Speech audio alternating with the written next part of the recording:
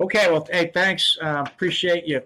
Give me a few minutes to talk to you. I'm here with CW5 DC Dixon Carter, and we really appreciate having an opportunity to speak to you today. I've got a couple of slides. Just want to talk to you through about kind of some of the things going on in the Army, but I want to start up front with uh, thanking uh, all of our warrant officers for what you do for our Army every single day. And it's not just being experts in your field; it's being the leaders that you are. And in some cases, you are commanders or you're formal leaders, but in many cases, you're the informal leaders that have a profound influence on getting things done in our Army. And it was interesting. One of my sons, who's an aviator captain, was talking about one of the great senior warrant officers that he had. And there were some things going on where they needed some leadership.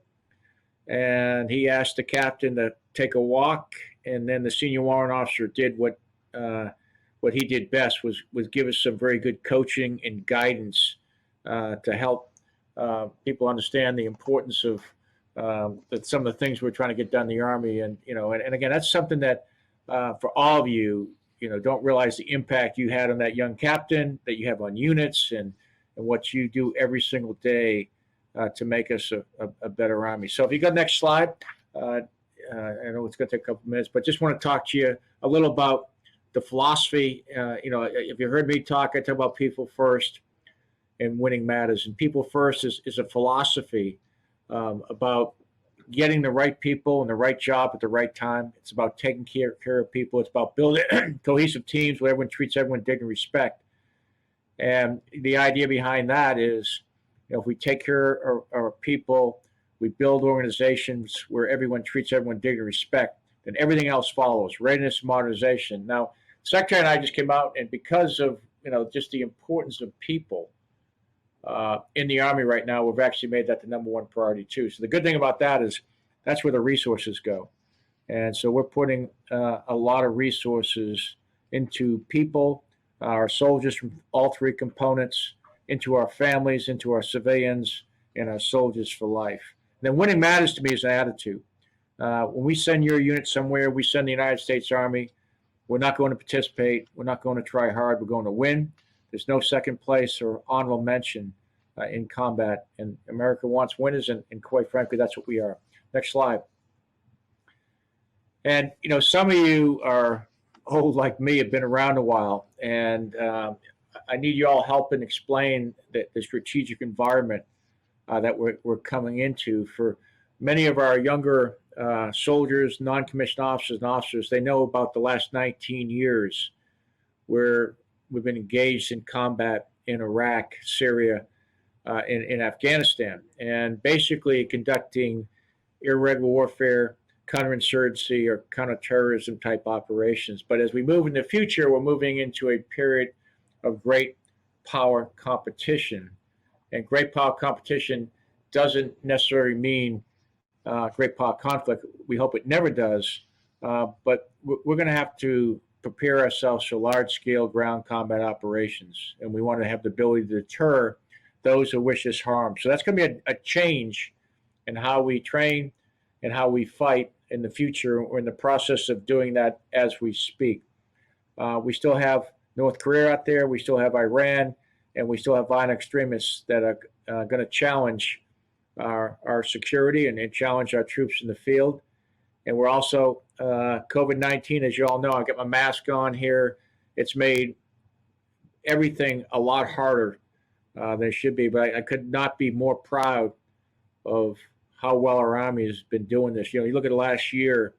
The year started with us launching the 82nd Airborne Division on New Year's Eve into Iraq to basically secure the embassy in Baghdad so it wouldn't get attacked. Then we had the Soleimani strike, worked almost to the brink of war with Iran, and then COVID hit, and it really was something we had to work our way through. We stopped some of our recruiting actions, some of our deployments, some of our training.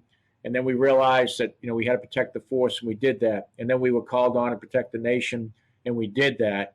Going into hospitals around the world, our doctors, our nurses, our medical professionals. They were the heroes in the front line of fighting COVID. But at the same time, we realized we couldn't telecommute to work as an Army. We had to stand up all our processes again. And so we're doing that. We're doing initial military training. We're doing a combat training center operations, and we're deploying around the world like we always have. But just couldn't be prouder of what our folks have been doing that. And then wildfires came in. We saw the heroism of some of our aviators in California and putting out, saving people, and then putting out or helping put out some of the wildfires, responding to hurricanes, and then some of the social unrest that we've seen in the country, all asking great things of our military while conducting global operations. And so couldn't be prouder of how we're doing that.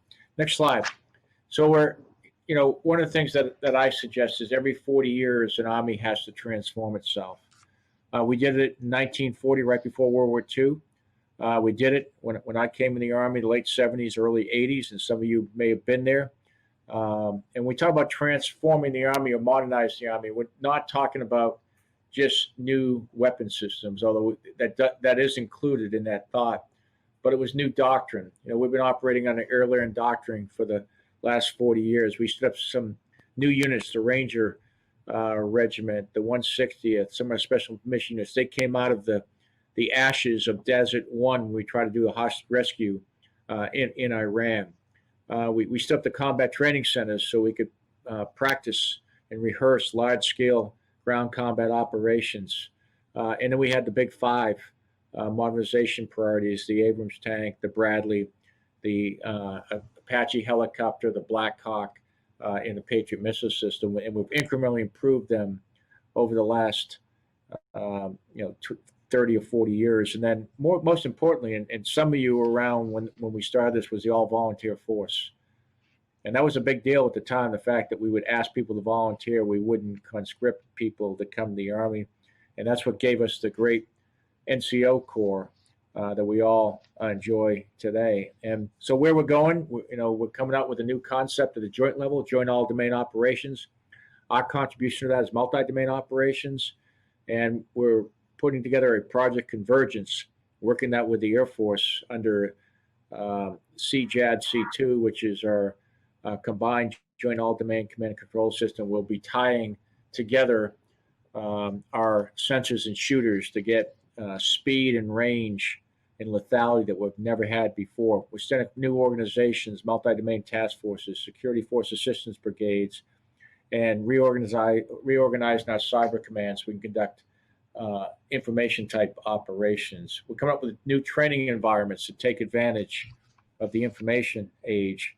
And our 6 modernization priorities are listed there, starting with long-range precision fires, working their way through soldier lethality. And probably most importantly is we're moving from an industrial age personnel management system to a 21st century talent management system where we get away from treating everyone as interchangeable parts or just managing them by 2 variables. You're a CW2 of aviation, a CW4 of maintenance. We start to recognize people for maybe 25 attributes. And what are their knowledge, their skills, their behaviors, and even their preferences. We've gone to a command assessment program where battalion commanders and brigade commanders actually try out for command, very similar to a professional football combine, rather than having a board look at their files for 2.5 minutes to make those decisions. And so a lot going on in the Army, and we need all your help and helping us transform the Army. The time is now, and I need all your help doing that. Next slide. And the last slide is really talking about building cohesive teams. I think this is absolutely critical. It's the secret sauce of the Army. It's what makes us the best Army in the world. We have some corrosive issues out there that break the trust with the American people, that harm our soldiers. Sexual assault and harassment. Can't have that in our Army.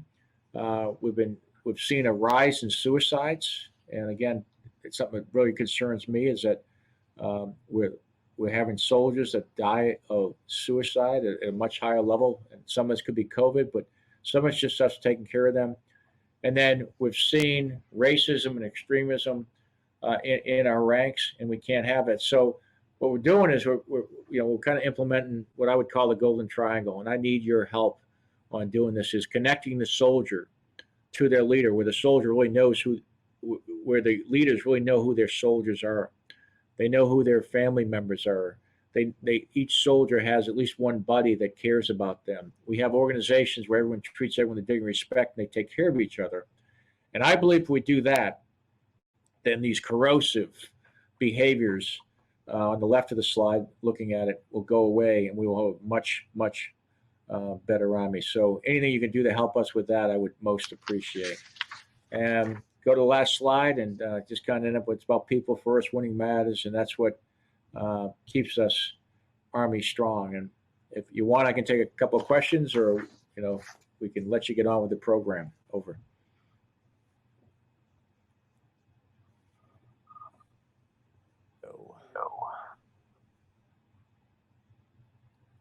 Hey, sir, this is Jack Dutiel, the Executive Director of the Warrant Officers Association.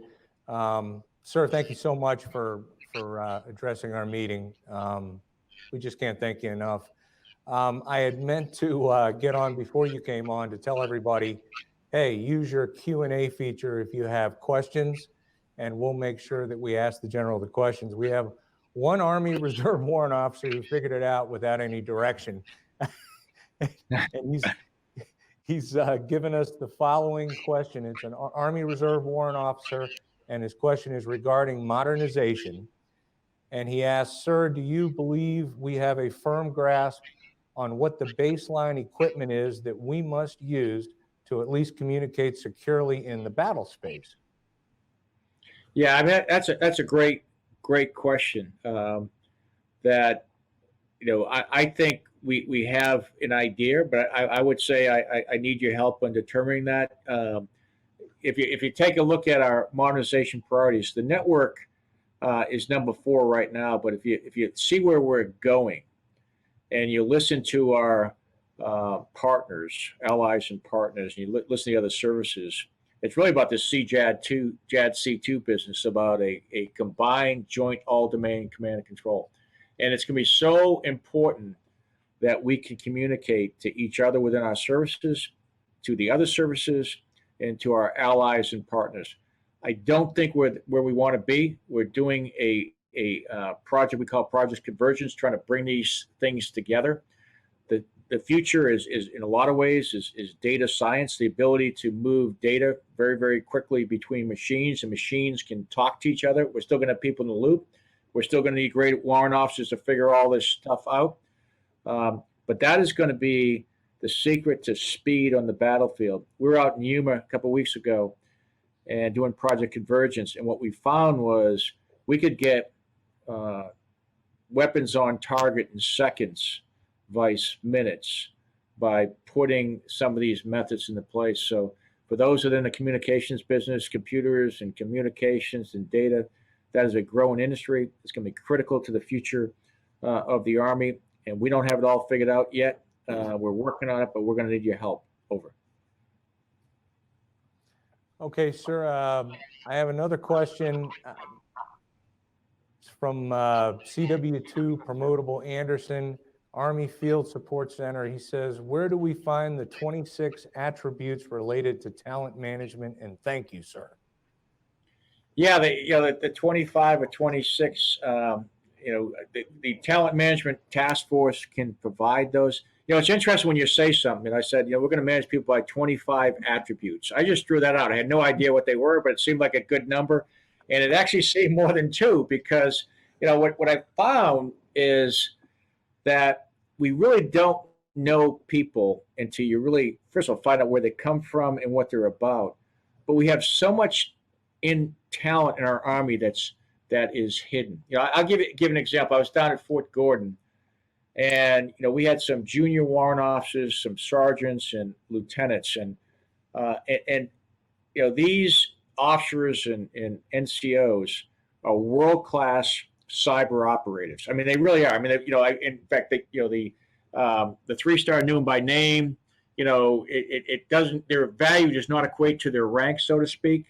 But the system if we didn't know who they were, would not manage them correctly, because they may be a 17 or a 171 or whatever their MOS is, but that just doesn't tell us that they're a level 6, online network operator, or they're a tool maker that can do this or do those type things. And so what we're putting together is, some of the things are basic, attributes. You have a certain rank, you have a certain MOS, but then we start looking at things. Okay, you got certain maybe advanced degrees, certain schools you've been to, certain talents, whether they're cognitive or non-cognitive, or your coders or your software writers. I mean, we stand up a software factory, and General Murray, head of Futures Command, put out a solicitation, who's interested in doing it. I think we got 20,000 responses, wow, which to me is amazing. I mean, it just, and again,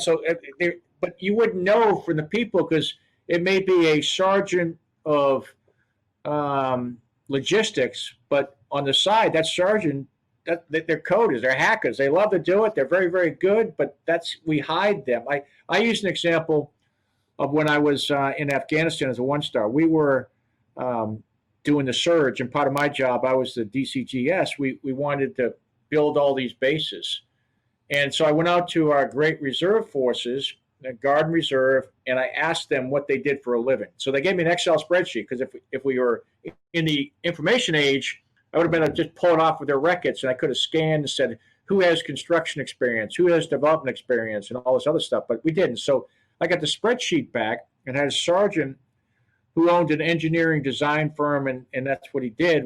He's a supply sergeant, but actually what he did in real life was he was an engineering designer. That sergeant is the one that designed all the posts that we built out inside of Afghanistan. And and then we had another officer who was the head of the Texas Highway Department. So we're building roads. Then I found out, wow, I think many at least you can tell from my accent, I'm from Boston. So in Afghanistan, we're doing a lot of farming. And in Boston, I've seen pictures of farms, so we don't really have farms. But we have people from Nebraska, Iowa. They do it for a living.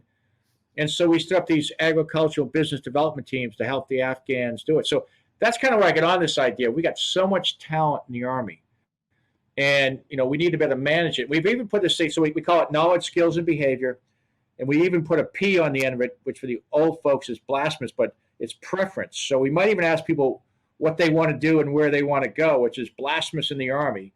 But we think that's going to work out better if we have people doing what they want to do. And so that's where we're going right now in the information age when it comes to talent management. Well, and I'll tell you what, sir, we really appreciate the warrant officer focus over at with General McGee and the Talent Management Task Force, and the support for my old friend Doug England, and now Rick Knowlton, and the real focus. And sir, I know our senior warrant officers are getting after it from our end. We had another question. Someone was asking, what if any impacts in general are we seeing from COVID on recruitment? Yeah, one of the things that we have found was we started moving to information age recruiting, or virtual recruiting, because for a period there, we actually had to shut down our recruiting stations. I think many of you have been around recruiters, and normally it's done from brick and mortar recruiting stations, and recruiters physically going out to high schools and physically meeting with young men and women who may be interested in the Army. We had a small problem. It was the high schools were closed, and so how do you recruit in an environment? And then you have to be very, very careful about how you bring them on.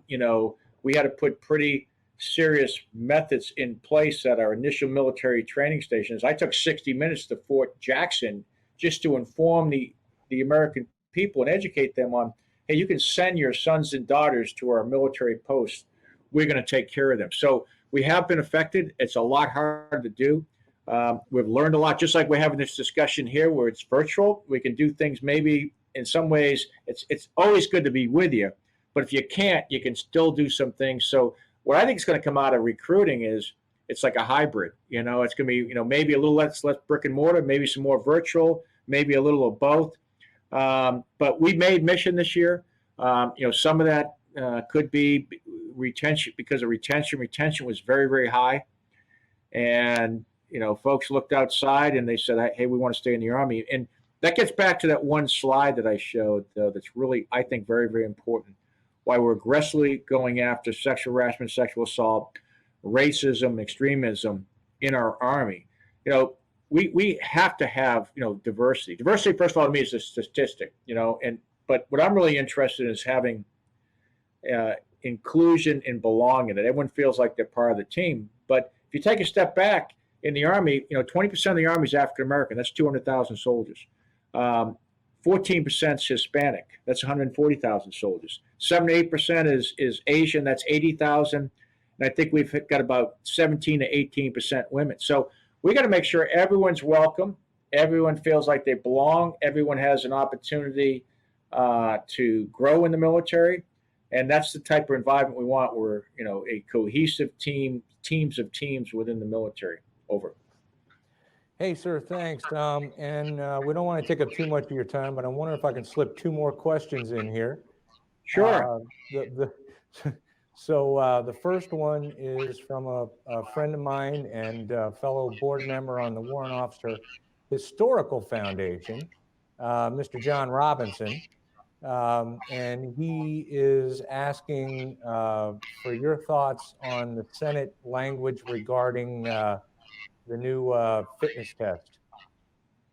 Yeah, I think, when it comes to the Army Combat Fitness Test, I personally think, I'm not the father of it, but I haven't been around, watching the birth of it, so to speak. I'm 61. I think it's a good test. I think we have to be careful. We put some, as we brought this on, we've slowed it down. And, as the chief, I want to make sure we had the conditions set. It was supposed to be full up right now going. COVID slowed down some of the fielding. I didn't really feel, especially in our reserve and guard, where we've had the chance to give people a full opportunity to train on it. And we also put in a alternate event to the knee tuck. A lot of folks, especially mid-age and above, and especially if they've had some medical conditions when it comes to the knee tuck. There's some challenge with that, so we put a plank in place that'll help you. You can still pass the event. And so what we're trying to do, and I know there's legislation out there, I'd like to spend the next year making sure everyone takes it. You take it twice. You work out on the program. I think it's a good workout. Let's take a look at the results we get, and then by 22, be in a position to say, okay, now we know where the standards are, and now we know what we got. The assumption is, or the assumption going into this test was going to make us more fit and less injuries. And I'm for that. More fit, less injuries. What I'm not for is disenfranchising any parts of our population or getting to the point where, I may have trauma surgeons that are not going to do 20 knee tucks, and that may be okay. I'm more interested in whether they can slice and dice. And, when they're in that operating room, I want to make sure they can save lives. They're not going to be doing knee tucks in there or deadlifting, So we got to make sure, and this is all about part of talent management. So we want the force fit. We've got a great holistic health program coming in, and part of it is the ACFT, but it's also put dietitians, physical therapists, occupational therapists, and strength coaches into every single unit. The only thing I would say to people, just try it. It's a great workout. I do it. I'm 61. I do multiple events a day. I go walking with my wife because I find a pull-up bar on post. I do a couple of knee tucks. I walk around a little further. I run up a hill the back way. But it really does test the whole body. And I think if we just embrace it, we'll be okay. But again, the intent is to make the force more fit. The intent is to have less people hurt, and it's not to disenfranchise people. Over. Roger that, sir.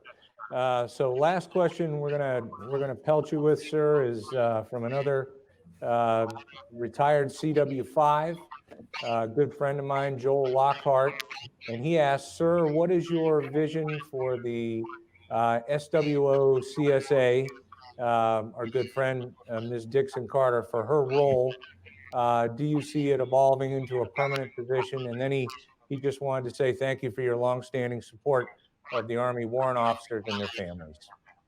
Yeah, I see it as a permanent, at least as long as I'm chief, she's a permanent position. You know, I come from I want to say a different perspective. As some of you know, I'm a aviator, and in an aviation unit, it's almost like you have a triad. You have your senior warrant officer, you have your command sergeant major, and you have your commander, and that's the team. That's your squad, so to speak. So I firmly believe in that, and it's some of my maneuver folks is you want to bring up that senior warrant officer and make them part of your team, because again, they're not only experts, but they're also leaders, and you want that leadership with you. Our warrant officers are an integral part of our organizations across the board. In aviation, they make up the majority of fighters, so to speak. The folks that go forward in those aircraft are warrant officers, but they're in every branch, and they're really important.